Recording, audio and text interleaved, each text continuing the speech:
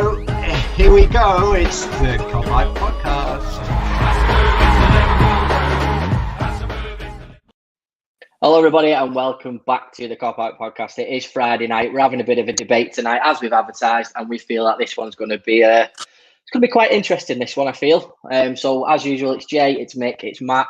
Boys, how are we? We all good? All good, mate. All good. Looking forward to this one. It's a bit of a different one, obviously, because international break. So we don't want to be too top heavy on Gomez injuries and Van Dijk injuries and Trent injuries and whatever. And Mo Salah coronavirus positive. So we thought we'd do something a bit different, just to maybe take your mind off it for a bit. Yeah, absolutely. Matt, you okay? Yeah, got a little friend here as well. A little baby Yoda mode. Fair enough, bud. So obviously, a lot of people have seen the thumbnail, seen the information that we've been put on the last couple of days. It is the Torres and Owen debate that we're going to go through today, gents. I think it's quite an important topic. If I'm honest, I think there's a lot of questions surrounding the legacy of Michael Owen and Fernando Torres. I want to get stuck into that, and obviously the people that are watching, we really want you guys to interact with us tonight as well, because we're going to be showing the comments up, and it's really good to get your feedback as well and what you think of the two players as well. Obviously, there's been some great stuff on Twitter today from you, and we'll incorporate all that as well. Mick has wrote them down for us. So first of all, we're going to go in order in terms of the players. So obviously, Michael Owen was at the club first, and that is who we're going to focus on at the beginning. So Michael Owen obviously makes his debut in 1997. Mick, I believe in 1997 you were how old? 7 or 8. 8 in October. Okay, so Mick, 8 in October, so still a young pup. Okay, I was 12, and Matthew, how old were you in 1997? Either unborn or a few months. So there we go. So we're gonna have really good perspectives on this, because it's great that we've got people on the show that are of the age of when Michael Owen made his debut, and obviously for people who just know Michael Owen as that footballer who played for Liverpool before I was born, which is that's absolutely fine, Matt, and we need your opinion on it anyway. So Michael Owen makes his debut in 1997. Mick, obviously you don't remember sort of the earlier years, do you? Because of obviously your age, but obviously in the latter years of Michael Owen, obviously we know how good he was in front of goal for Liverpool. But when he first broke into the team and your first memories of Michael Owen, what were they? Just pure speed, finishing ability, being on the shoulder of defenders and just giving people a major tough time. Like, I think back then, pace was a major part of the game in terms of if you had it, you had a major advantage. Now I feel like everyone's quick. Like most attacks are rapid, but back then, like his pace, I don't know how it would compare to say a Sadio Mane or a Mo Salah now. Probably similar, but he just looked lightning. I don't know if that was because he was smaller. It gave the impression he was really quick, but he was absolutely lightning, and he was just the guy that we looked on and hoped was gonna bag the goals for us, and he did that more often than not, because he was a quality top player back in those early days, obviously before he started getting those injuries. Yeah. And Matt, before I come on to you, I just want to add something there what Mick's just said. Obviously, Michael Owen was sort of making his name as a 15-year-old for England schoolboys and doing really, really well. And in a way, he was sort of fast-tracked to the first team with Roy Evans, because, again, we were quite heavily hit with injuries up front. Obviously, Robbie Fowler was in and out of the side round about then with really bad injuries. You know, Karl-Heinz Riedler was arrived at the club as well. But he was at an age where he was coming to the latter stage of his career. So injuries permitting, it sort of Michael Owen got a bit of a fast track to it. But he took to it like a duck to water, obviously scoring on his debut against Wimbledon in a 2-1 defeat, sadly. But obviously he started the following season because of injuries again, and he ended up scoring quite a few goals in the first couple of weeks of the season. Before we move on to the latter stages the middle of Michael Owen's career, Matt, from your perspective, obviously, when you first started paying attention to football of an age where you could, what was your memories and impressions of Michael Owen? My first memory of Michael Owen was FIFA 2004. I just got it for Christmas, and he was playing for Real Madrid. So without highlights, without replays, Michael Owen for me is a Real Madrid, Newcastle, and United striker. Forgetting that period at Stoke, which we won't talk about. I know he was great for Liverpool, but I didn't really get to watch him. Or if I did, I don't remember. No, exactly, mate, and that's why obviously getting your perspective on this is really, really important, because I think the Michael Owen debate now about Liverpool is very interesting, and it does have an age split. It does depend on what age you were, whether you were there to see him play or whether you weren't there to see him play or anything like that. So that's where it comes into its own. So Mick, when we talk about Michael Owen in terms of, you know, at his peak, should we say, the '98 World Cup is obviously something that put him on the world stage. But obviously, from a Liverpool perspective, we already knew how good he was. I mean, for me, as a 12, 13-year-old watching, you know, one of our best strikers rip it up in the World Cup was fantastic. And again, I was like you, Matt. You know, you play FIFA. I think I was playing FIFA '98 at the time. You know, playing Michael Owen and Robbie Fowler up front for Liverpool was great. Collecting the Merlin stickers. It was Merlin and not Panini back then in the Premier League. So making sure you always had Michael Owen. The superstar big head cards as well, Mick. I don't know if you remember them. You know, making sure you always got Michael Owen. And Michael Owen was just this young lad, and you know, it was one of the things where you think, oh my God, from my perspective, think, oh my God, he's not that much older than me. You know, he's only like a school term above me, and you think, oh my God, if he can do it, I can do it. And you know, everyone kid in the playground with Michael Owen because there's this superstar that's playing for the club. When he come back from the World Cup, mate, and then he's got this persona about him, it was amazing to watch him week in, week out, wasn't it?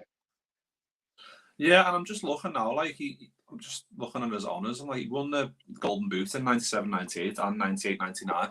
It's like as a kid back then, like you said, a couple of years older than you, wasn't he? It's just like it's mad to think like the things he went on to achieve, and it is a shame the way like the injuries took that toll on that blistering pace, because he was our guy. Like obviously Fowler had a lot of injuries as well back then, which gave him his chance in the side. And he grasped it with both hands. You could see that when he was playing in the youth team, he would absolutely smash it every time, and you knew we had a world-class talent on our hands. And obviously we've seen that a lot more since, obviously, with like Sir Gerrard coming through and Carragher and whatever, all the other players that have come through since then. You can see it from an early age that they're going to be that good, and he was one of those. That was like, he was just destined for greatness, and he was just a joy to watch, to be honest. Just the way he played footy, it was just boss. Yeah, and even when he did get that hamstring injury against Leeds, it did take away from his pace. You're absolutely right. And I think in the 21st century treatments nowadays, he would have been fine straight away. You know what I mean? And in his book, he does describe that hamstring injury where it's sort of like it didn't get ignored. It just wasn't as attended to as much as it should have been, and as much as the hamstring is nowadays. And if it had done, then things could have been a bit different, which is quite an interesting read anyway. But we'll come on to the book a little bit more importantly shortly. That round, didn't even know it. I've had too many beers already. But he was still very, very good, even when he did have that injury. And again, we might as well just go straight to it. We're not going to go season by season. The 2000-2001 season will go down, obviously, in history for Liverpool as being one of the greatest. And, you know, Jamie Carragher has said on record quite a few times where Istanbul will always be his greatest moment in football, but his favourite season is the treble year. And Matt, obviously, I know you were too young to remember it, but Mick, obviously, we were at an age that, just a little bit. Mick, I was 16. You were at an age where you were about 13, where you could remember it and you were loving it every week. And let's face it, we played, I think, 63 games. We scored 127 goals. We played it, every game possible. It was just an unbelievable season. And Michael Owen was absolutely vital that season. I mean, when you look at his goal tally for that year, 16 goals in the league, and it was 24 in total for that entire season. And him and Heskey formed such an amazing partnership. Without Michael Owen, we wouldn't have won those 3 cups. Let's face it. But more importantly, as Dave has said, the FA Cup final will always go down as the Owen final, won't it? Those achievements that year can't be underestimated, can they? Definitely not. That's it. Keep sipping. but like we've spoke to obviously Sander Westerveld and Marcus Babbel as well about this, and it's like they were just in the moment, and it was so good. And when you speak to them about like the likes of Michael Owen and stuff, they've only got like good things to say, obviously, because that FA Cup final was we got absolutely battered all game pretty much, and then we had absolutely no right to win that. And the fact that we go down and score those goals late on. Obviously, the last goal where he absolutely rips someone, the long pass from Paddy Berger, who we need to get you on, Paddy. We're still working on it. But don't. he keeps ghosting me, and it's doing me head in. No, but that final is just obviously the Michael Owen final, and there's just so many moments that you just look at and go, well, that was just world class, and it's just that's why it hurt all the more when he did eventually leave, I think. Yeah, absolutely, mate. And again, Matt, I'm sorry to. For you just very quickly for the treble season for Liverpool. Obviously, growing up, you knew about that season. But that's it, mate. So, but Mick, let's come on to obviously the time when Owen left. But obviously, before we do move on, let's just remember that Martin Barton has just said that Michael Owen was a Ballon d'Or winner at Liverpool, and he was the first British player to win it since Kevin Keegan. And that again, it just proved what a player we had.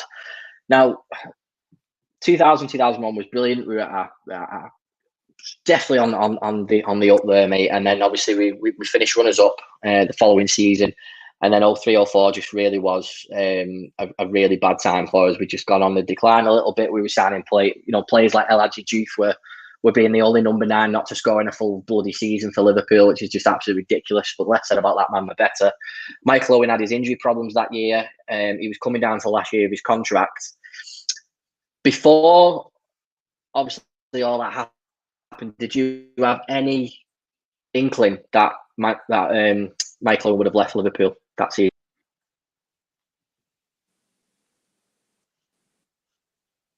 Is that did you get that, Mick?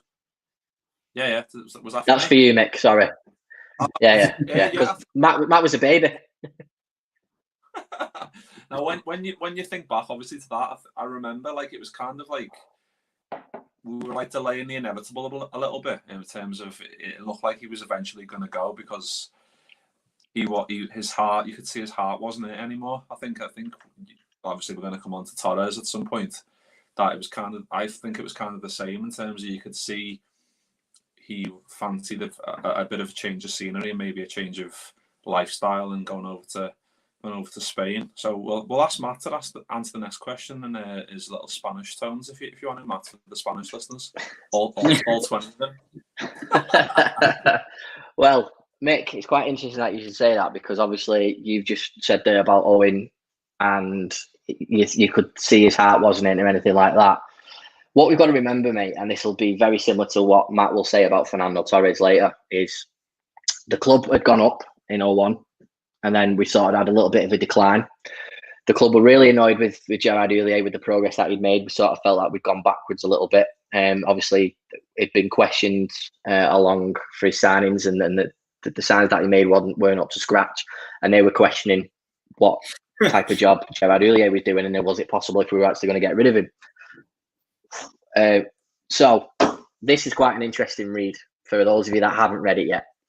So what Michael Owen said about that time at the club was that there was no sort of animosity from Owen in terms of like he wanted to go or anything like that. Basically, what he'd said in that book is that the club were thinking about a change of manager. Rafa had gone over to Lisbon for the Euros to speak to Owen, Carragher and Gerrard, and Michael Owen's contract wasn't getting brought up. And obviously, everybody knows that a contract situation is black and white. Do you know what I mean? You can get perceived as you're running down your contract because it goes to the last year, but the agent has to work for the player at the end of the day. So he's got the player's best interest at heart, and the club needs to protect their interest. So Michael Owen with his injuries, they obviously didn't see that there was the want from the club to keep him. So Rafa, as Mick has asked every single person that has been on our podcast saying to describe Rafa as being a little bit cold. That's the impression that Michael got from him. But obviously that, as Michael says in his book, in hindsight, that wasn't the case. So with that, Mick, Michael Owen was, what's up, Matt?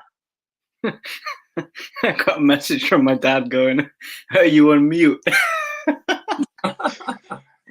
No, just tell your dad. Just tell your dad he should have got busy about 5 or 6 years earlier, and then you'd been born, I could have been in the conversation. That's why. Tell Hello, Matt's dad. Tell Colin he should have got his acting a bit earlier. But yeah, so Mick, there's lots of different circumstances surrounding when Michael Owen, and Michael Owen has obviously said that he was still on his way to the airport to Madrid. He was still questioning whether to do it or not.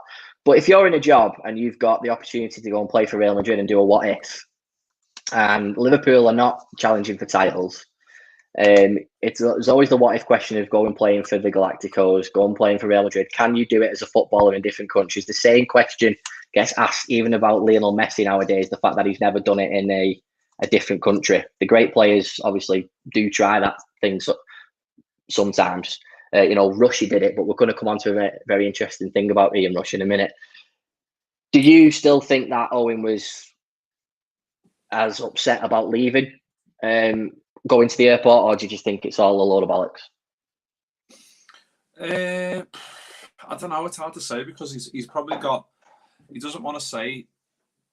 It's difficult because he might not want to say something so truthful in his book, but he might have slightly different feelings than what he's given off. Obviously, he's made it clear that he wanted to go to Spain. Obviously, he wanted a change of scenery. He wanted to experience new leagues and whatever. But I don't know. We weren't in a great position at the time, and I think that's well. And for me, like I said before we started, he wasn't a local lad. So I know he was an Everton fan, wasn't he, when he was a kid? Am I right? Am I right there, aren't I? Yeah, his dad had played for Everton. Yeah. Yeah. So I don't know. For me, it's like the Raheem Sterling, where he was a Man United fan growing up. He's came to Liverpool. We gave him his break. He's gone. Like for me, anyway, as a Scouser coming from Liverpool, living in Liverpool, it's not like he's got like an affiliation in his heart to the club as like a Stevie G did, where he nearly left and he never. And we were all worried it was going to happen. It didn't happen. I think with Owen, it was like, is he going to leave eventually? And I thought if it's going to happen, potentially going to happen, it will happen. I always thought that. I mean, even as a young kid, I thought it's going to, because I remember watching like some of the friendlies in that season before he left. I was just thinking he's obviously going to go. I remember he was on the bench for one game. I can't remember what game it was. Yeah, it was against Grazia because if he'd played in the game, he would have been cupped out for the Champions League, and Real Madrid wouldn't have bought him. That was it, and I haven't even looked that up. I remember it like quite vividly in my mind that game, and I just thought like he's definitely off here. Like it's hard to say if his heart weren't in it anymore, but you can't blame him as well, because for me he's gone on to go and play for Real Madrid, which is most people at the time Real Madrid were like absolute powerhouses. It's a bit different now. Yeah. Well, they signed David Beckham 12 months earlier, so every year they were making that big signing. And the thing is for Michael Owen is Rafa didn't really say to him, I want you. I want you to stay. I want you to be the main man. He said it to Steven Gerrard. That was his priority, to making sure Gerrard had stayed that summer, which obviously Steven Gerrard did. But then again, we had that same bit of palaver 12 months later. But Rafa never actually said to Michael Owen, I want you to stay, because there was all this hoo-ha about his contract, and there was the rumours about Madrid, and Rafa was like, well, if he wants to go, I'm not going to stop him. So you've got two parties there that are saying, well, I want you to stay. Well, I want to stay, but I want you to say it first, and I want you to say it first. It's like when you fancy a girl at school, or a boy. We're not sexist on here. Who's going to make the first move? Do you know what I mean? It's like, who's going to say it first, and you don't end up saying it, and then you go your separate ways. And it's a very similar thing, and especially it does detail it quite heavily in the book. But obviously he goes. But one of the things that interests me a little bit, Mick, is from your perspective, is when he left, was you like, oh, he's a prick, I hate him? Yeah, I think that was everyone's initial reaction, weren't it? Like, it was like you've made your name at the club, you've came through the ranks, and you always feel like that player owes you, in terms of you should stay round a bit longer and not jump ship. But at the time we weren't great, and it's like, well, when you look back on it, you can't blame him. Like you said, he didn't feel that love that he was feeling involved in the contract talks or whatever. He didn't feel like he felt a part of the furniture in terms of locking him down to a long contract, keeping him there, making sure he's number one fella, like we've tried to do with other players. and that's transpired for him to want to leave, and that's what he did. So it's difficult to look back now, but like I've listened to the Carragher podcast with him, which is really good. Obviously, I haven't read any of the books, but from the Carragher podcast, it does shed a new light on it in terms of like a different avenue for you to think, well, if that was me in that position, what would I do? And I think it's you're probably going to pick the same decision he made. Yeah, and the thing is as well, what a lot of people forget is that Ian Rush did the exact same thing in the late 80s. He thought about leaving for Juventus. He did leave for Juventus to see what it was like, and then he came back. So it would be interesting to speak to people who were obviously, we were both alive when that happened. Obviously, we weren't at an age to properly remember it. But I think that's, Michael Owen does say that in his book. He's like, you think, well, I'll just do a Rushy. I'll go and see what it's like for a year, and I'll just come back because Liverpool's my club at the end of the day. And that's the thing that Rushy did it, but Rushy doesn't get the hate for it. And the funny thing about when Rush came back is what I found out is when Ian Rush left to go to Juventus, and he didn't like it, and he's come back, he was about to sign for either Manchester United or Everton, right? And he's on the TV saying this for beIN Sports. He was about to sign for one of them, right? And at the 11th hour, Kenny had called him and said, no, come back. So obviously he then went to Liverpool, but Liverpool didn't come in for him until the 11th hour. And it's very similar to the way the club wanted to buy Michael Owen back the following season, because obviously he signs for Newcastle, but Liverpool were not going to match the offer that Newcastle put in. There was no way they were going to spend 60 million on a player that they sold for 8 million, got Antonio Nunez for. In fact, we were in fucking debt from that bloody deal anyway, weren't we? Fucking hell, getting Antonio Nunez. But that's the issue there, is that he wanted to come back to Liverpool. Liverpool wanted him. They said yeah. Real Madrid said yes, you can go back to Liverpool.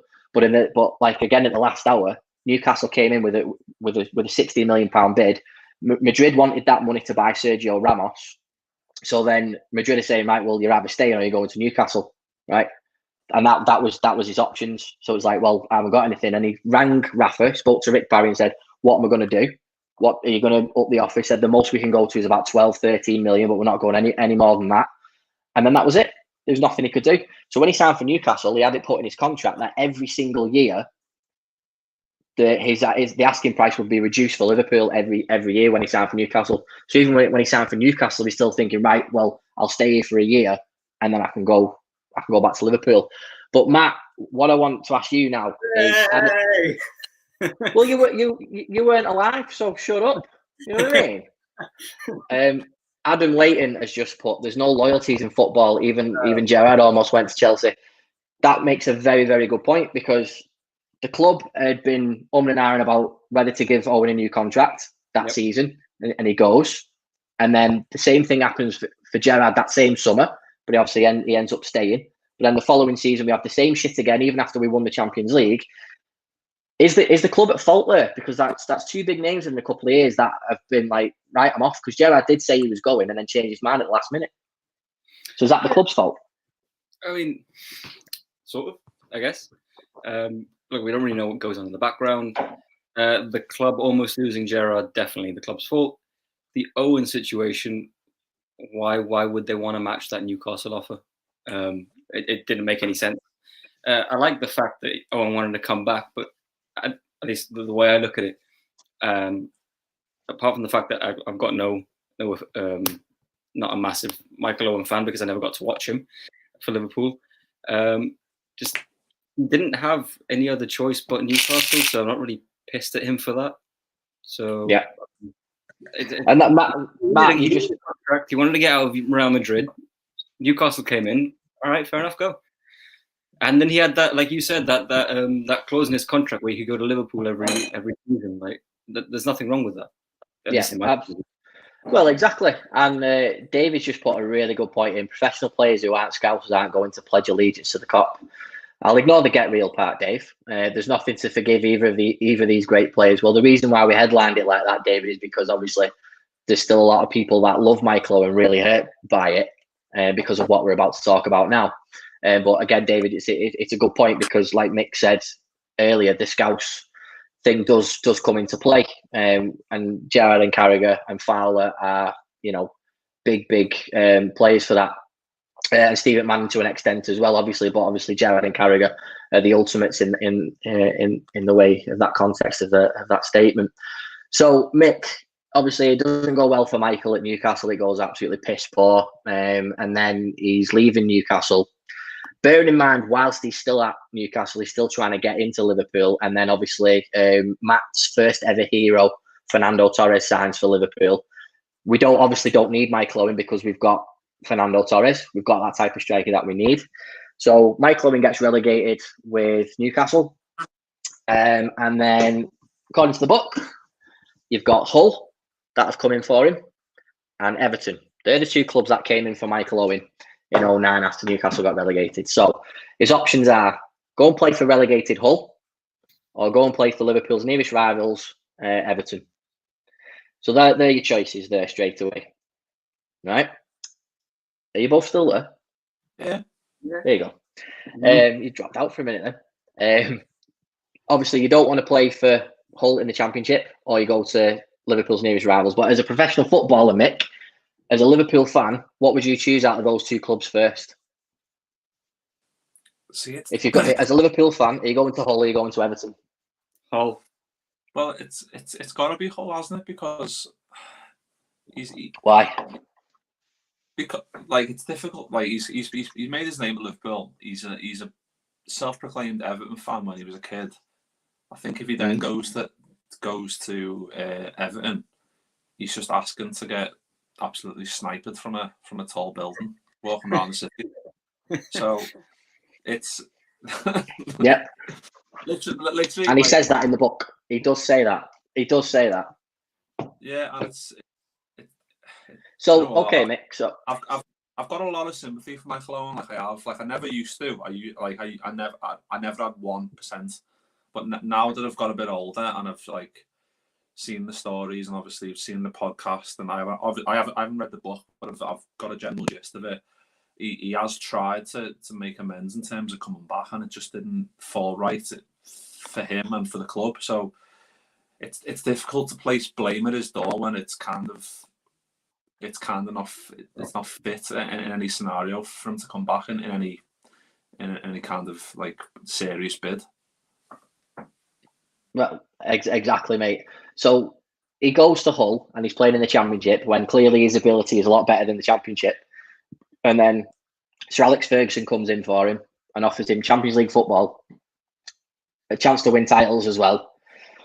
It's a very, very difficult decision, isn't it? So obviously then the tables turn. It's well, I'm either going to Everton or I'm going to Manchester United. And it's between a rock and a hard place, isn't it, of where you're going to go from a Liverpool loyalty perspective. But as he does say in his book, that he still tried to get back to Liverpool. And he even at that point, he did say, right, well, I know I'm never going to get back there now. So I'm either going to go to Everton or I'm going to go to Manchester United. And Sir Alex Ferguson has offered me a chance to win titles, Champions League football. I'm going to take it. Now, if I put that in perspective of just a normal job, if you're a company that just goes into the shit or goes into administration, and in the respective fields, whatever you're working in or whatever, you're then given an opportunity to play at one of the biggest companies in the world at one of the highest levels, and you can test yourself again. And are you going to take it or you're not? Because at the end of the day, it's still a job at the end of the day, isn't it? What, Mick? I mean, what in that instance, what are you saying? Well, yeah, he's got to put food on the table. He's still got to pick something, hasn't he? He's still got to do it. It's just it is the going to obviously to Man United that is a lot of the crux of why he gets a lot of abuse. And obviously he spent 3 years there and before going to Stoke and stuff. So I don't know. Like I said, it's difficult to put blame on him when he's trying to pick the best scenario that fits for him at the time. Obviously sliding doors, if things happened differently and we had a bit more money at the time, or with them times when we were trying to sign him, if we had a few more million in the bank, we would have got him and he would have came back and probably banged a load more goals in, and we would be like, Owen's a legend. But it just didn't happen, and it is a bit of a sad story, really. And there's not that many in terms of players that you can think of that are synonymous with Liverpool. Like obviously, McManaman was probably another one. Maybe Fowler to an extent, but he came back. But him is like a one where you're like, if only he would have came back and like made amends and sorted it out and scored some more goals and made everyone love him again, because we did love him for those years that he was at the club, because he was absolutely top class. It was. And David does make a good point that you can tell that Michael Owen still loves Liverpool. And again, in the reboot book, within that, he talks about that all the time. It's every year he was trying to get back to Liverpool. There was always a reason for him not to go back because of who we were signing. The club had obviously moved on. We progressed under Torres, which again, Matt, we're going to talk about very, very shortly. But I think the thing for Matt, the thing that it's what Martin said here. It's whether you believe him or not.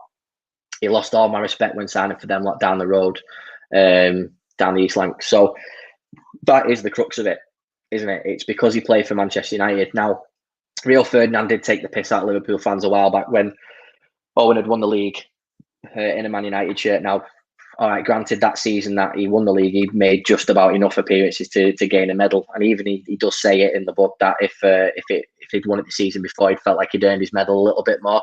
And then he does treasure the medals with Liverpool more than what he does his Premier League title. But again, people, you can say that in the book for one. I would just go, right, okay, yeah, you stop kissing our asses, basically.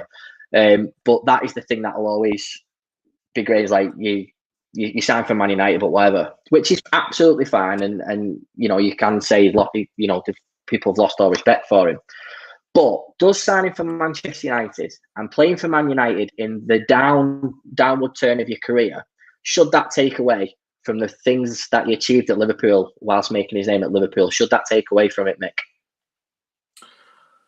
It shouldn't, but it does, and I can see why it does, because obviously, like I said, I felt the same. It's just, see, for me, I think what the thing is that if a player, like say I made at Liverpool, I left, I wouldn't ever dream of putting my United shirt on. I think that's what it is. It's the fact that he did it is kind of a step too far for some people, and I understand that his options were limited. But it's the fact that he thought, right, that's fine. But for me, it's not fine, because we are fierce rivals. We live down the road from one another, and it's a bit of rivalry that's been going on for years. The fact that he's done that and thought this is okay, I think that's where it does step over the line for me. And I like I said, I do sympathise with him on most of the things, but that one thing I don't, because he could have done, I don't know, something else would have came up. Like, it's Michael Owen. I don't care how old he is, he still would have scored goals wherever he went. But it's the doing that and going there for 3 years and stuff like that. That I think that's what resonates with me, and I imagine a lot of Liverpool, people around Liverpool as well.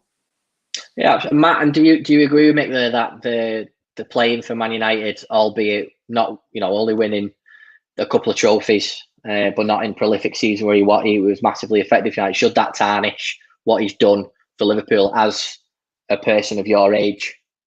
I mean, I get why it does for Liverpool fans. I get why a lot of people hate him.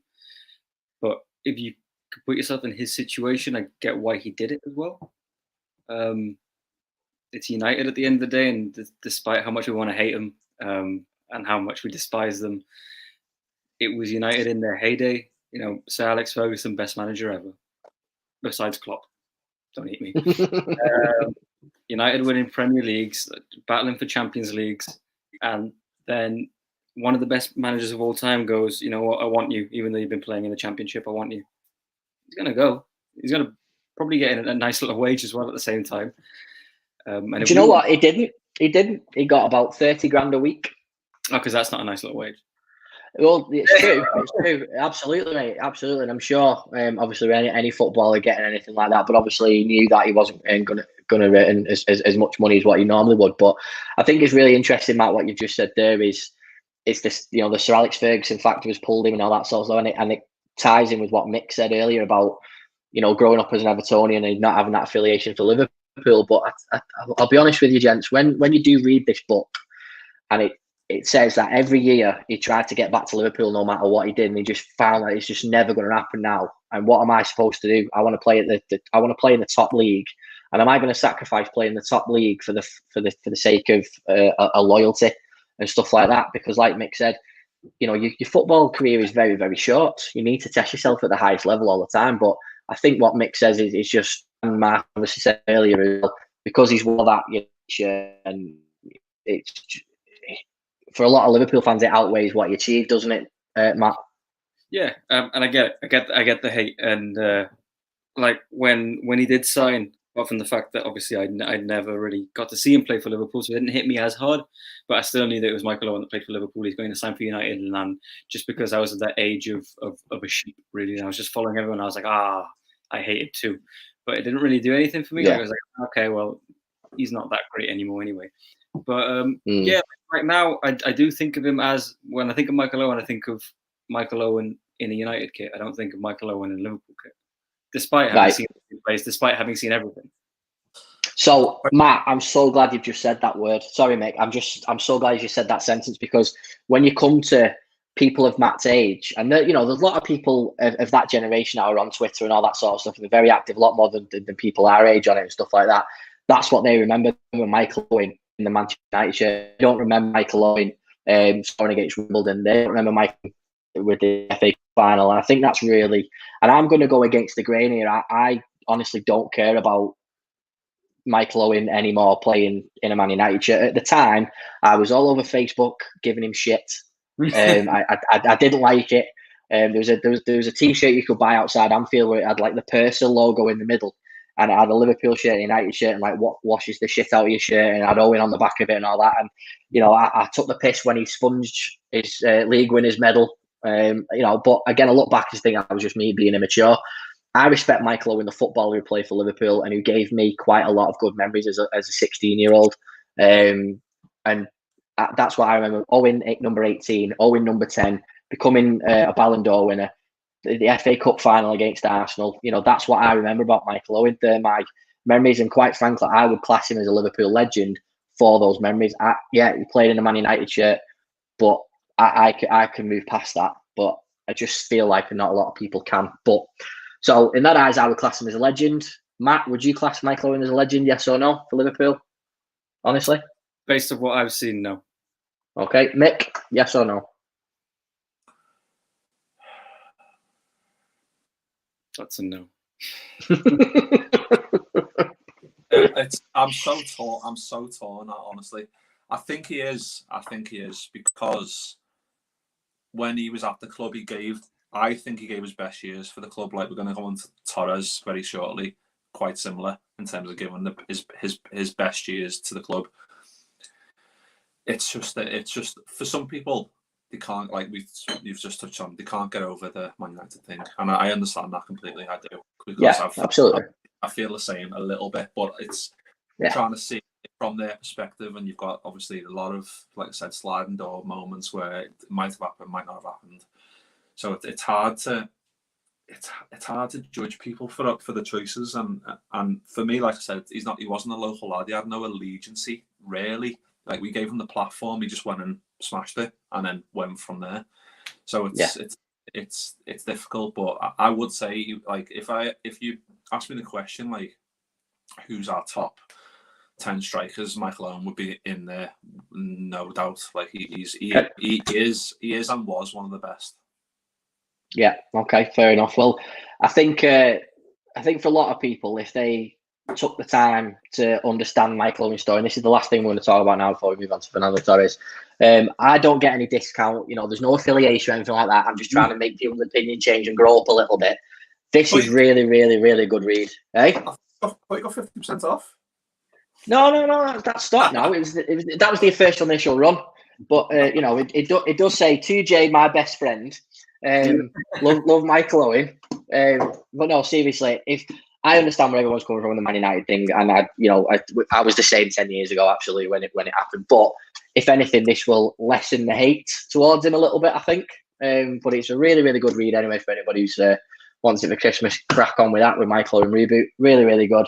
So what we're going to do now is we are going to move on to Fernando Torres. Now, this one hurt me more than Michael Owen.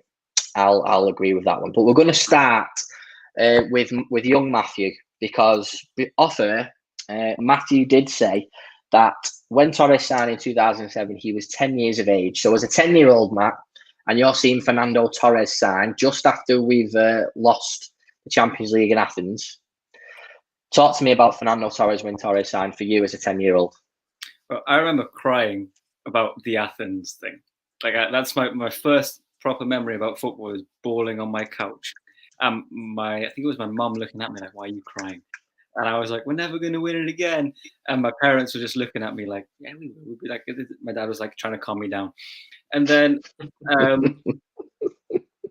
there'd been some like sort of talk about Torres, and truth be told, I was 10, didn't really have much knowledge about football, like anything, but I was excited about how many teams were linked with him and the fact that we got him, and everyone was making such a fuss about it. And my little 10-year-old head went, well, clearly he's good. They're talking so much about him. So I was really excited. And then he debuted, but I'll wait to talk about that. No, good point, mate. I love it, because like I said, it's you as a young person on this, and like I said, with the age difference, it's so important that you're with us for this.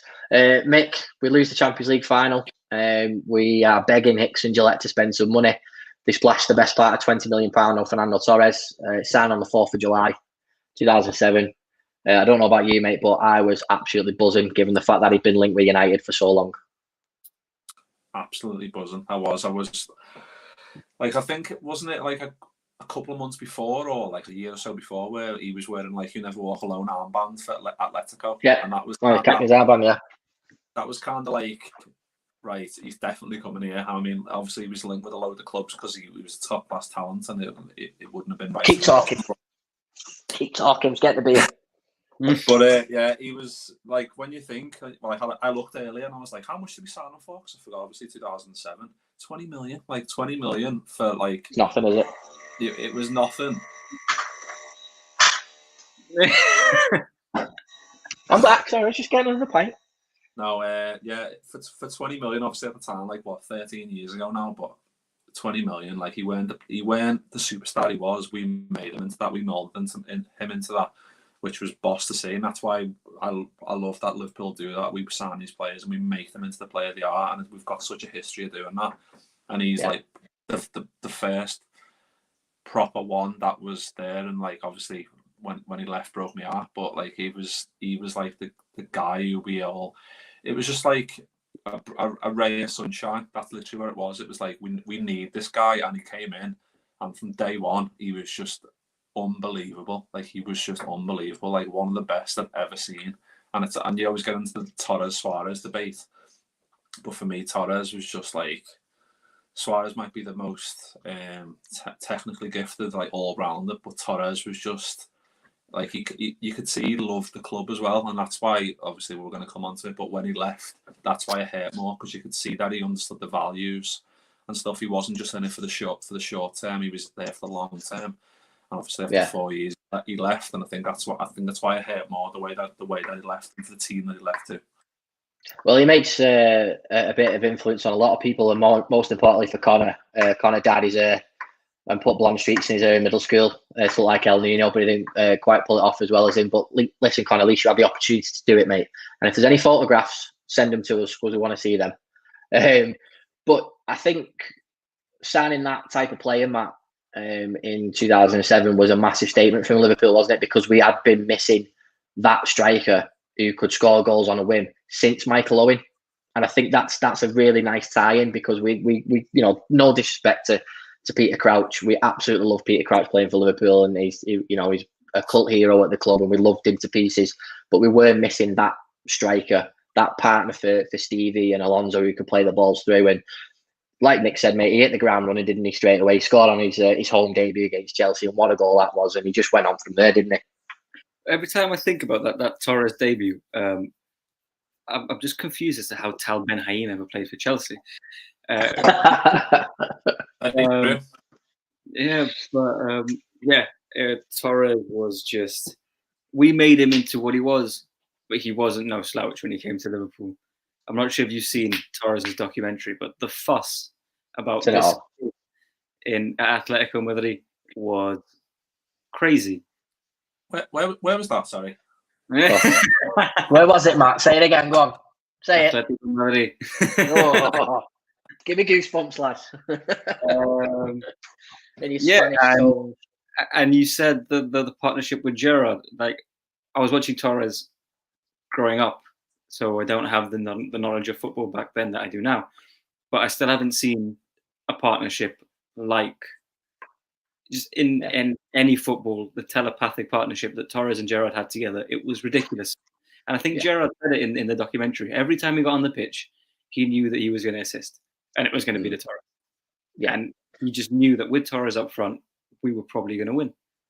And it's a really good point. He was amazing. Matt, you are absolutely spot on there, mate. And Matt, you've just brought up the Amazon Prime documentary that's just come out about Fernando Torres' career. And for those that haven't watched it, it's very, very good. Really, really well put together. Obviously, it's you need obviously subtitles for it because it's all in Spanish. If you're like me, but if you're like Matt, who we've just found out is fluent in Spanish, you don't need the bloody subtitles, which is happy days. So it's really, really good. It's really, really eye-opening, just as the way Michael Owen's book is. But before we come on to that and a little bit more detail, because obviously we're here to talk about, more importantly, when he left. Mick, I want to come to you with regards to the 08-09 season, when we were challenging Manchester United for the league.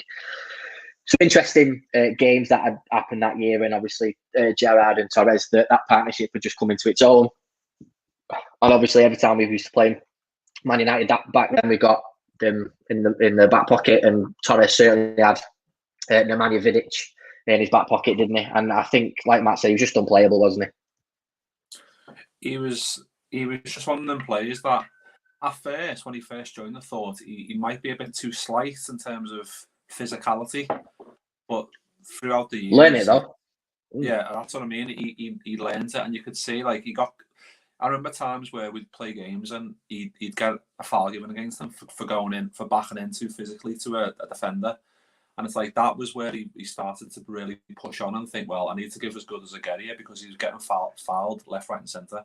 And it was just, in terms of his ability, I could talk for hours about his ability. Like, there's pure speed, like the first touch, like, the goals you can think of, there's loads. Like the one that stands out majorly for me is the one against Newcastle, where I think Alonso clips it forward. It gets clipped on to Gerrard. Torres clips it on to Gerrard. Gerrard plays it back through with his left foot, and then Torres just sends Newcastle keeper for an echo and scores. And it's just like, that is like, partnerships like that don't come around very often. And the way those two were in sync with one another was just.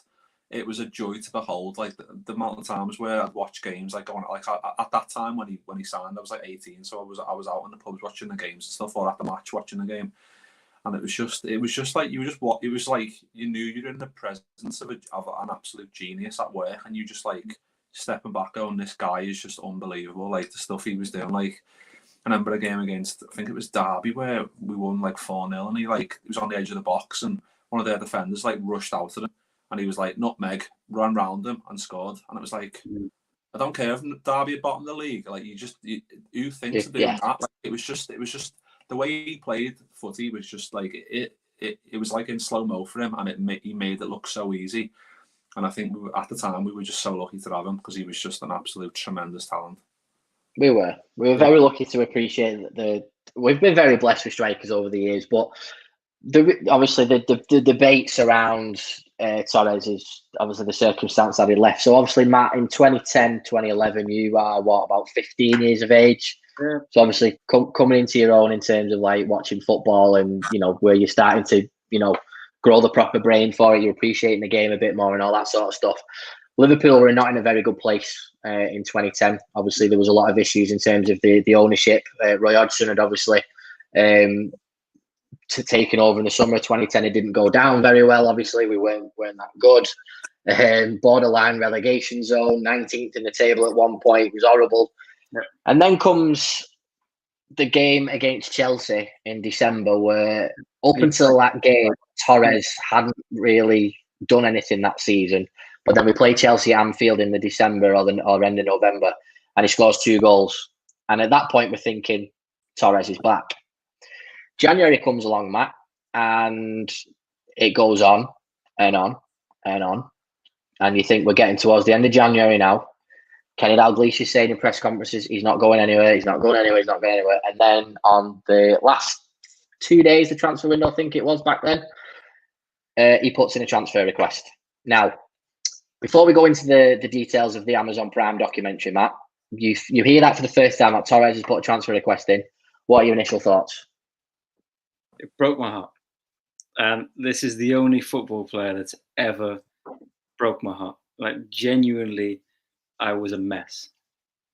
Right. And just before that, like, I can picture, I can clearly see the Chelsea game that we beat him to with the Torres goals. I can see him bringing it down and heading it into the ground over check. And I can see him cutting in and I'm bending it into the top corner. I can see it with his black hair, which is very weird. But when he put the transfer request in and when the rumors hit and you're like, nah, it's just paper talk. It's just paper talk. It's fine. And then the rumors of the transfer request hit and then you're in denial. You're like, no, it's fine. It's fine. It's okay. He's not going to leave. And then it's confirmed he's put a transfer request in. And then it's just, okay. Is there enough time for him to leave? Can he leave? Are we going to keep him? We need to keep him. Because I know we were linked with Suarez, but who the hell was Suarez back then when it was Fernando Torres? Yeah. It was literally all the little belief that I had in the world at that point just crumbled when it was coming to the fact that he was actually going. And that was awful. Yeah, mate, I'm not going to tell you my opinion, mate, because mine was the exact same as you there. It was absolutely devastating. The thing that upset me it didn't upset me the most, but Mick, I want to ask you this question. What upset me most, the fact that Fernando Torres put a transfer request in, which, you know, it's one of them. But the fact that he put the transfer request in so late in the day that left us with zero option to buy anybody else. The Suarez thing was already happening for 20 million. The partnership ideally was going to be Suarez and Torres. Let's face it, some people knew about Suarez, but not everybody knew about him. Not everyone knew how good he was going to be or the potential that he had, but that was the ideal partnership. It was going to be Suarez and Torres. And then it leaves us no option to buy anybody, does it? And anybody knows we've got £50 million in the bank, which is, again, the snowball idea of Andy Carroll. He was prolific at the time for Newcastle. It was always going to cost that amount of money because of his name, who he was playing for, the fact that he was English, the fact it was, and Newcastle knew we had 50 million. It had a really bad domino effect on us. For me, it really pissed me off the fact that it happened right at the end of the window. Yeah, 100% agree with both of you. It's like, what was it, 27th of Jan, and it's like, it's not. I don't know if it's similar to Owen in a way where he's doing it at a point where you're like, well, couldn't you have done it earlier if you wanted to do it? It is a difficult one. Like, I know we got 50 mil for him, which at the time was he was the sixth most expensive player in world football. So it was like, we were like, he's obviously, injuries have took the toll on him. You could see that. Like, he was still scoring goals here and there, but he wasn't the same player. You could see that. And it was kind of like, are Chelsea willing to pay that much for him? Because at the time, like 2011, 50 million was a shitload of money. And it was kind of like, obviously, Abramovich was like, well, we want this guy, we want him, we're going to get him any which way. But it did hurt me still. Obviously, it did hurt me because obviously he was our guy. We had him for 4 years. We turned him into the guy he was, gave him that platform, and he absolutely shone. And it was difficult to see him go. And I think just seeing him go to another rival, that just hurt more. And I think that's where, when Owen left and he went to obviously Madrid, it wasn't as prevalent because you can kind of forget about him. But with Torres going to Chelsea, like, I looked at the stats earlier, like, I couldn't believe how many games he played. Like, when I think back to it, I was just like, in my head, I don't know if I've downplayed it that he's played less, but he went on to play like 172 games for Chelsea, which is like 30 more games than he played for us. Like, he scored a lot less goals, but like he was there for a long time and won some trophies and that, and I don't think his heart was quite in it when he left. I don't think. I think it was kind of like he wants to move on. I think he knew he wasn't the same player he was. I think he knew that deep down he wasn't quite the same energetic, like just pure electric player that he was to score goals. I knew obviously he's still going to score goals because he had that eye for goal in terms of being in the right place at the right time. But yeah, it's difficult saying it. Like he went on to do that, and it's because he came in from the Let's Go Marie. Right. Well, I'm gonna play devil's advocate with you both. So, Fernando Torres, and as you both pointed out earlier, he's not got the Scouse relation, and obviously David in the comments said earlier that there's no loyalty to it because of he's not got the Scouse connection. Fernando Torres is a foreign player. Okay. He signs for Liverpool. There's discussions. Obviously, Matt, you've seen the Amazon Prime documentary. Sign for Liverpool, the progress that the club wants to make, X, Y, and Z. The first couple of years were sort of okay-ish, but then obviously shit goes turbo with the owners. Shit goes turbo again with the way the club's ran. We're going in decline. We sell Xabi Alonso. We sell Arbeloa. We sell Mascherano. We're selling all our best players that the club had promised the whole squad that wouldn't be happening because we don't need to sell. We're going to be buying world-class players every summer. And you're sat there, Fernando Torres. You're not Steven Gerrard. You're not Jamie Carragher, so you know you're not going anywhere. But you're Fernando Torres, Matt, and you're thinking, right, I know I'm a good player. I know I'm a very good player. I've been doing very well for Liverpool the last few years. I've been getting really good plaudits. I've been doing well for Spain. I need to be winning titles. I can't be fighting for Europa League places. I need to be winning things. Yes, I do love the club and I've got a really good partnership with Steven Gerrard and that, but I want to win titles and I'm not going to do that at Liverpool and I can't see that happening for the foreseeable future. Matt, when you look at it as black and white as that, what do you say? What do you say to that? I agree. I mean, my reaction when it happened to my reaction now is I get why he left. And if knowing all that I know now, it would have happened again, I would understand as well. I'd be upset, of course. Like I said, he's the only player to ever break my heart. But I get it. We'd sold. I mean, he says it in the documentary. The club promised all these things, and then you go and sell Xabi Alonso because you want to buy Gareth Barry, and then you fail to bring in Gareth Barry anyway.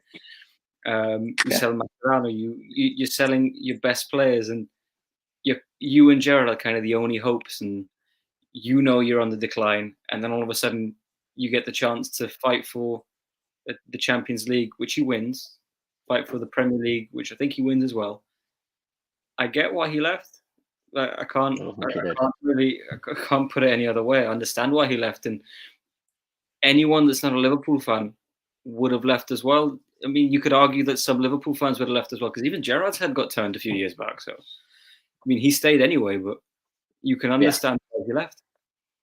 If he left Atletico Madrid, why wouldn't he leave Liverpool? The thing is, like when you look at it now, look at it in terms of the team we've got now. And we think, is Salah going to leave? Is Mane going to leave? Whatever. They're not going to leave because we're winning trophies, we're winning stuff. And if we were doing that back then, if we were winning stuff, he would have 100% stayed. 100%. Like there was no reason for him to go. The only reason for him to go was to go and win trophies. And he's put like his head on where he's like, I need to go and win stuff. And it's similar to like Harry Kane in a way where he's stuck at Spurs. He looks like he's not going to win anything. It's going to come to a point where he's going to have to think the same and be selfish in terms of, does he want to win stuff? Like, you don't want to be like Alan Shearer, who's top goal scorer and obviously won a Premier League, but hasn't won much. And it's like, you don't want to be looked back on. You want to have loads of stuff to look back on when you're getting old and you're fucking telling your grandkids, oh yeah, look what I won and all this stuff. It's like, you don't want to be talking about, oh, look at this goal I scored back in 30 years ago. You want to be showing them medals and stuff. So it's difficult to criticise him because at the time, like you said, we weren't great and the club weren't great at the time. And it's a shame that it is like another sliding doors moment. If we had a Torres in that peak now, just think how good he'd be, like, and he would stick around for the long haul. And it's a shame that we weren't a bit better at the time in terms of having like a strong squad to make him want to stay. Yeah, absolutely. And again, Mick, you made a really good point before. If he'd left to go to a club abroad, it would have been a lot easier pill to swallow. But the fact that at the time Liverpool, I mean, let's face it, over the 5 years previous, Chelsea had been a massive rival to us, albeit in 2010 they weren't as big a rival. But I think what Martin's saying there is that it hurt more because he left for a Premier League team and he left for one of our biggest rivals in Chelsea. That is just the ultimate slap in the face, isn't it, really? And at the end of the day, he'd said in the press conference about signing for a big club and all that sort of stuff, and it felt like he was giving us the two fingers in the press conference. And again, that's just something it's really difficult to say. But I'm glad you put that up, Mick, because David's just made a really good point. Had Gerrard left to go to Chelsea, would he be a legend? Would he still be a legend today? Matt, I'm going to come to you first to get the young head on that one. Gerrard nearly went to Chelsea twice. Obviously, the first time was he teetered on it. And again, reading people's books and stuff like that, you find out just how close he was in 2004. In 2005, obviously, he was even closer. And at the 11th hour, he changed his mind. People were seeing burning Gerrard 17 shirts outside Anfield just to get a little 2 minutes on the telly. People were going to leave Liverpool, and like David just said, if he'd left to go to Chelsea, would Steven Gerrard still be a Liverpool legend today, given the fact that he'd won the Champions League with Liverpool? Before I answer that, quick thing on Torres, just really quickly. Yeah, carry on, mate. As soon as Torres left Chelsea, I stopped hating him. So when he was at Milan, I was supporting Torres. When he was back to Atletico Madrid, I was supporting Torres, and I just kept tabs on him. It definitely was the Chelsea thing that impacted, that hurt, make it hurt so much. With Gerrard, would he be a legend? I don't know.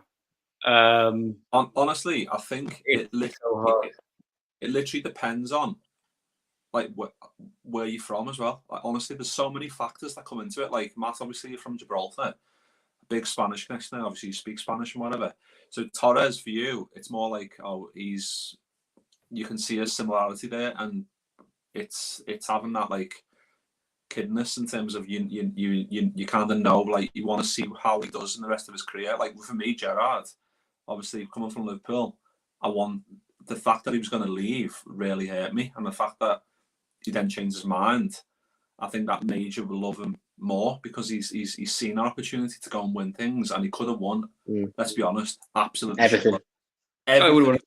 He would have won everything easily, because that team they had, put Gerrard in there, they would have won fucking everything. Let's be honest. So he could have done that. Yeah. And the chat that he had with his family, saying, well, would that be as significant as winning all those trophies if you won one Champions League with Liverpool, whatever? And the answer is no, because it means more because you're with your people. I think that comes into that. There's so many factors that come into it. So I think, sorry to interrupt there, Matt. No. I don't think I generally, I'm not sure, but I'd lean towards no with Gerrard being a legend, because if you look at the hate he was getting when he was considering leaving, that surely would have gone up tenfold had he left. People would. Oh, gotcha. Like now, people would think of Owen and they think of United. If Gerrard had won all those things with Chelsea, if Gerrard had come back to Anfield and scored for Chelsea, there's no way that people would be willing to accept Steven Gerrard as what he is now. It wouldn't happen. Yeah.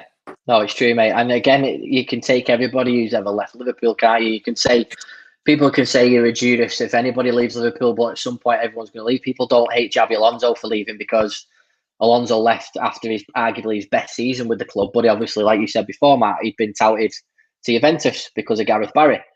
So he said, I'm giving you one more year, and that's about it. No one could blame him. No one could blame Javier Mascherano because we were going down the shitter. And I think when you love a player so much, it hurts just that much more, doesn't it? And it'd be interesting to speak to people who saw Ian Rush go, because Ian Rush doesn't get the hate, even though Rush, he buggered off for Juventus. And arguably, unfortunately, because we weren't playing in Europe at the time, Juventus weren't, a European rival at the time. But because he came straight back, everyone was like, well, he's come back. But at the end of the day, he came back at the 11th hour. He was about to sign for United or Everton. But people don't know these things. Do you know what I mean? And that's what gets me about it all. But I think it, like Mick said, I think it definitely comes from a point of where you're from. And he hit the nail on the head there. He said, like, would you, Steven Gerrard, do you want to win one title with Liverpool or 10 with Chelsea at the end of the day? And like Davies just said there, did Gerrard stay for loyalty? Yes. He's a Scouser through and through. He has aspirations to be our gaffer one day, and we all know it, which is absolutely true. The reason why Steven Gerrard is doing, the Rangers job, the reason why he took his coaching badges, is because of wants to be a Liverpool manager there. And we all know what's going to happen. God help him trying to follow Klopp if Klopp has the same success. But obviously, Matt, Fernando Torres is honours at Chelsea were the FA Cup, the Champions League, the Europa League. He'd won both European trophies with them, and you can't fault him in terms of going to win medals, which is what he wants to do in his career. It's like Mick said, he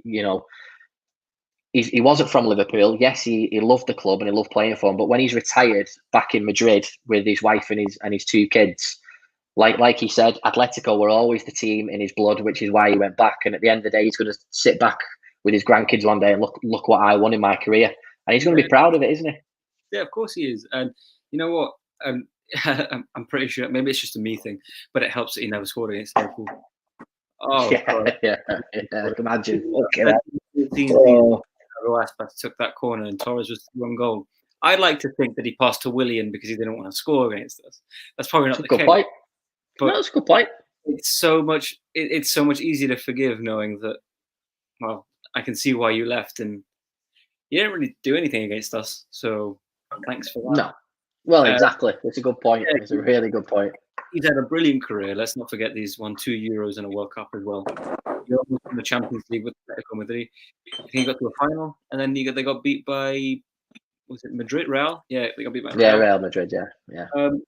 You can't fault him for leaving. He was on the way down, and he still managed to win so much. So yeah.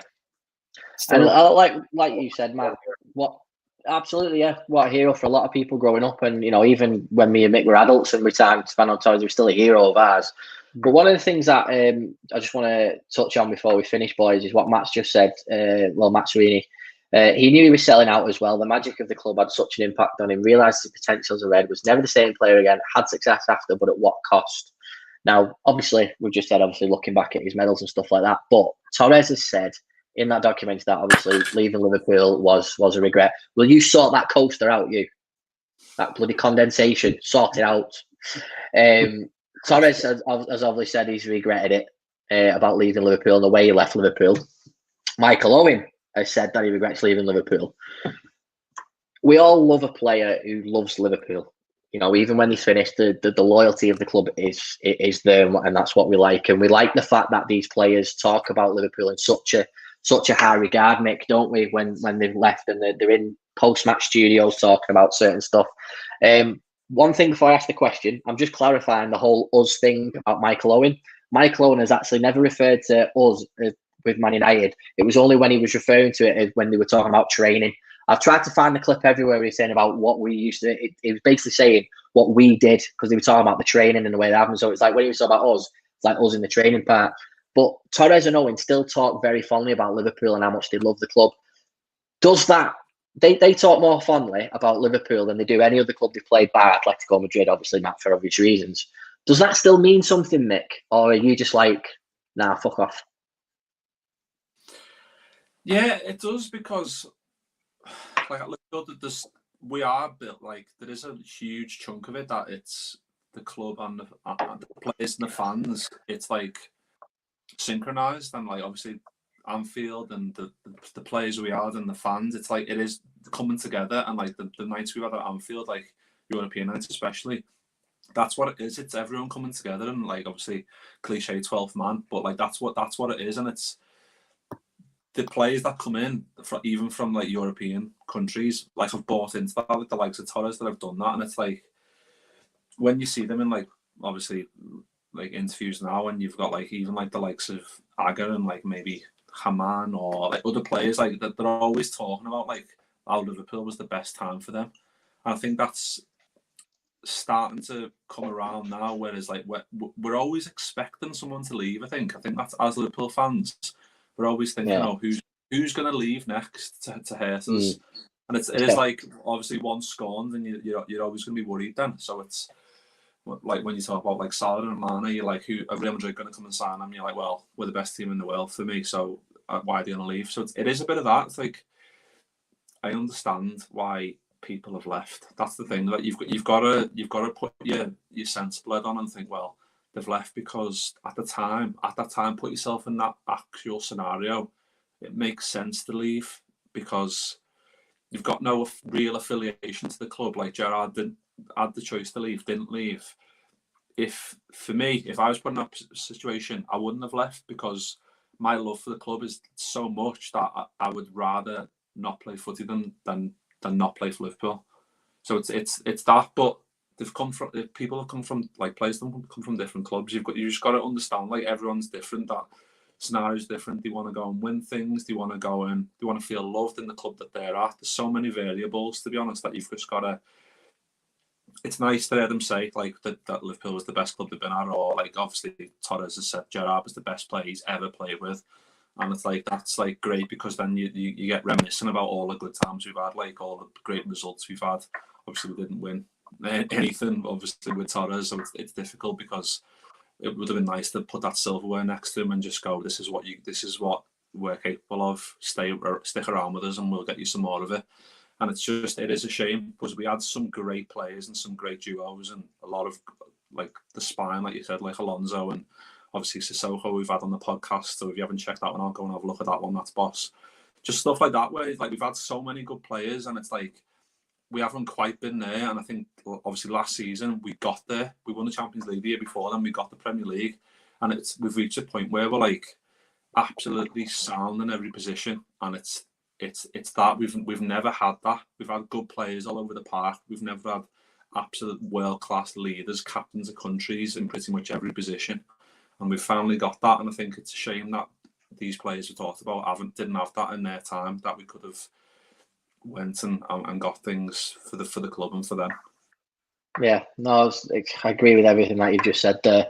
Matt, just obviously from your perspective in terms of the age of yourself, obviously being born in '97, you've got the perspective there of not knowing who Michael Owen was, obviously growing up, because you obviously weren't there to appreciate it the way me and Mick were, and obviously Torres was your hero and all that sort of stuff. So obviously, I know the Torres one hurts you more than the Michael Owen one, but it's definitely an age thing, isn't it? Really, because people of your age, they grow up, like you said at the top of the podcast.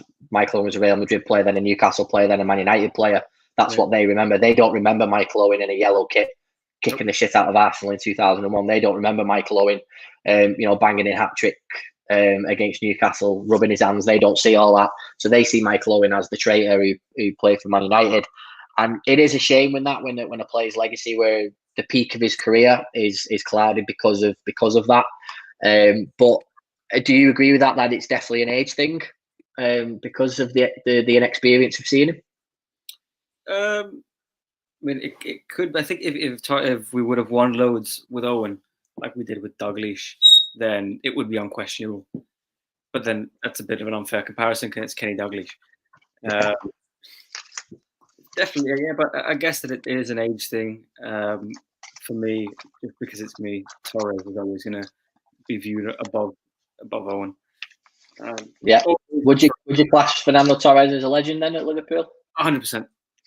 Okay. And the only reason for that is because when I think of Torres, I think of Liverpool.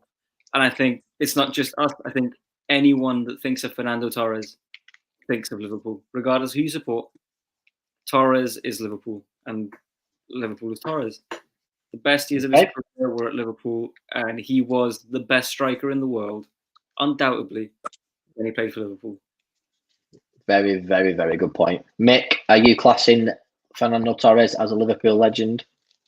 Yeah, I think this one's easier to say than the Owen one. Obviously, there's a bit of a split decision on the Owen one, but Torres has to be, like, spent 4 years, gave his best years to the club. But Michael Owen's not, but Michael Owen won trophies. Yeah, I understand it, but like I just for me, like it's the Man United thing that gets me, and I think that's the same for a lot of Scousers. It was like a bit criminal that they did that. I understand obviously Torres went to Chelsea, but it's I don't know. It's quite similar in the way they both left in a time where you can see why they left. So you've obviously it takes a few years later for you to really try and like get your head around why they've left. But like the fact that he scored like 81 goals in 142 games in all comps for us, like he was absolutely terrific. And like I said, it's just a shame that he didn't stick around a little bit longer and the injuries weren't a bit kinder to him. But it's the same with Owen in that way. Like they had bad injuries that affected the pace, and they still knew where the goal was, obviously, but it does affect the overall like the way they are as a goal scorer. And I think that's what we've talked about, obviously not on a podcast yet, the likes of Van Dijk, where we're worried, is he going to come back the same, which we might do a podcast on at some point in the future. But it is that, and it's I understand what you're saying, Jay, in terms of why is no one viewed higher, because he gave more years to the club, he came through the ranks and whatever else. But for me at the time, like obviously I was a bit younger, so I think for me Torres, I'd place him higher than I would Michael Owen, but that's just a personal preference. No, it's good. It's good. This is the reason why I wanted to do this chat, because there's loads of people out there that are exactly the same. You know, there's people my age, there's people Mick's age, there's people Matt's age that have three different opinions.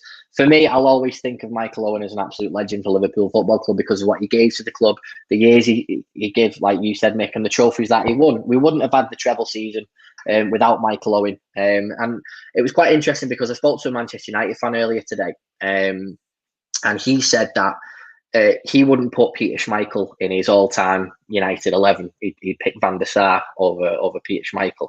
Now, Mick, you just raise your eyebrows there, because when the text came through, I was like, really? You've not picked Peter Schmeichel? And he said, yeah. He said, because he's a prick and he went to City. And I'm like, right, okay. So it's quite similar. Even though he didn't go directly to City, he went via Sporting Lisbon and then he went to City. But because apparently the way Peter Schmeichel talks about United, apparently he gets excited when they lose and all that sort of stuff and likes to talk negatively about the club. He's not held in that big a regard, which does, again, but then Tevez is the ultimate, because Tevez went from Man United to City. So that's the ultimate betrayal type thing. But again, it's so interesting that we're having this debate, and obviously we're going to finish in a second. And it is good that we've had this debate, because I'm very, very pro Michael Owen. I think it needs to be appreciated what he gave for this club and all that sort of stuff. And yeah, okay, he put on a Manchester United shirt, which is the ultimate betrayal. But let's face it was on the downside of his career. It wasn't at peak. It was via another two clubs. It wasn't a direct thing. He was put in a position of, what do we do? I'm between a rock and a hard place. Is it Liverpool? Is it Everton? Is it United? And all that sort of stuff. And like you said, Mick, so many different scenarios to it. And at the end of the day, I just think, regardless of how we feel about both players, I think it's just maybe now it's the time where we start appreciating the players and what they did for the club. Because both players have been on social media recently complimenting Melwood and saying thank you to Melwood. But in the comments, it's just full of abuse from our own fans saying you're a Judas, or why did you go to Chelsea, you prick? And it just like think, right, well, come on. Torres gave you so many good memories. You've probably still have your Torres shirt in the loft. You've probably still got your Michael Owen shirt in the loft somewhere. I think do you agree that maybe now's the time to stop thinking about the United and Chelsea thing and just appreciate the players that play for Liverpool? Yeah, because the fact is, if we'd went on and we'd really waned and went on a downward spiral after Torres left, and for like a mid-table team, it can happen, look at Newcastle, then we'd look back going, well, that fucker was the catalyst for it. He made it all happen. But the fact of the matter is, we went on to win Champions League, Premier League. So it's like we're fortunate to look back and think, well, they were a good part of it. They were a stepping stone. They made us nearly great, and we had to drop back down and then build back up again. But the point we're now at a point where we've just won the Premier League after 30 years. We can look back now and think, well, these players were absolutely great. I understand what you mean in terms of on social media, them getting absolute grief, and you can understand it. Like, I ever see it, I'm like, yeah, I understand it, but I also think, has the time not come for you to like go, right, let's just look at the positives, like what they did for the club, the years they gave the best, they both gave the best years to the club, in my opinion. And I think most people agree with that. The injuries that they got at the club took the toll on them, and they weren't quite the same after that. So I think we were quite fortunate in a way that we got that side of it. We got their best years, best goal scoring years at Liverpool, and I think that's why we love them so much. And I think that's the thing. We at Liverpool, we absolutely adore players, and I think that's the difference, because there's a different kind of love at Liverpool. If you come in and you score goals or you wear your heart on your sleeve, or so many different things. If you're absolutely transparent and you give everything for the club, you'll get it back in tenfold from the fans. So then you'd leave to another club when we're in a bad state of affairs, rather than when you signed. It's just natural that we're going to have a bit of animosity there in terms of what we look back on at your career as. But I think it's like Michael Owen and Fernando Torres are easily two of the best strikers we've ever had at this club in the club's history. So it's that is literally the end of it, like for me anyway, because the fact that they gave, like I said, the best years, they scored so many goals, and the Michael Owen especially, like all those trophies, like you said, Jay, in 2000, 2001, it wouldn't have happened without Owen in that team. And it's like, it's difficult to get past the Man United barrier, like I said, but maybe it is time to just go, right, fuck it, it was a long time ago. Let's just appreciate what we had at the time, and we had some good times there. But now we're a 10 times better team than we ever were. Anyway, we can now afford that. Yeah, mate. Honestly, that was one of the best things you've ever said on this podcast. Be honest, it's brilliant. Matt, we've just been saying there that this is just, we're going to finish the podcast now, but we just want to say that do you agree with Mick that maybe it's enough times past now where Fernando Torres and Michael Owen don't have to tweet something without getting a reply from a Liverpool fan saying you're a Judas for going to Man United, or you're a prick for leaving for Chelsea? Do you think enough times moved on now where we're as Liverpool fans, let's just appreciate what they gave to the club when they were in that red shirt? Let's remember him for that, not for the after bit. For Torres, yeah. For Owen, I can't comment. Unfortunately, I think enough time has gone by, even for someone that played for United. I was so hurt when Torres left that unfortunately I haven't got any of his kits left. Those went in the bin. Remember that lovely little emerald one we had with the collar? Yeah, I remember that one. Yeah, I had that Torres one. That was nice. I wish I still had it. I wouldn't be able to fit in it, but it would still be nice to look at. You know? It'll be on eBay somewhere for you, mate. But yeah, these guys gave their best for Liverpool. Even though I don't think of Owen as a Liverpool player, he won the Ballon d'Or playing for Liverpool. Torres is, I take Atletico out of the picture, Torres is Liverpool. So we need to appreciate them. Every time Torres comes back to Anfield for like a charity match, they sing his song. I think Owen still gets cheered when he comes as well. It's just the odd minority on social media. So look, it happened. They're retired now. They're waxing lyrical about Liverpool, and I'm sure that both of them would love to play in this current Liverpool side. So let's just leave it, move on, and I don't know. Let's just love them again. Yeah, very well said, Matthew. And Mick, very well said about yourself as well. Boys, I had to play devil's advocate in that, otherwise we wouldn't have had a debate at the end of the day. Just going to throw it out there. So please don't hate me when we're all back in the room together doing another podcast after this lockdown, all right? But listen, we want to thank every person that has been in and out of this chat at the minute. We want to thanks to David Lassoff for giving us some really good comments. Matt Sweeney, thank you very much. Martin Barton, legend, thank you very much. Carlog, I'm not sending you that clip. You can bugger off. I don't like you anyway. Connor, nice one, mate. Make sure you send us the hair dye photographs. We really, really want to see them. Dave, LFC Chats, mate, we love you as ever. Greg, as always, mate, thanks for joining us every single week as well. Adam Layton, thanks for your comments on Facebook, mate. We appreciate that. This video is getting viewed on Facebook. And to everybody else who has jumped in and out of the podcast as well, we appreciate it. For those of you that aren't watching live, let us know in the comments what you think. Do Torres and Owen finally deserve legendary status, or is it time to forgive and forget? Or do we just forgive and not forget because it's 2020, shit happens, and they were a really good players for Liverpool, like we just said. We will be back very, very soon with more content during the international break. We'd love you loads. Give us a like, comment, subscribe. I'm having another beer. Matt, you want to say bye-bye to everybody? Oh, why's that coming off? Bye. Bye, Yoda. Michael, see you next time. See you next time.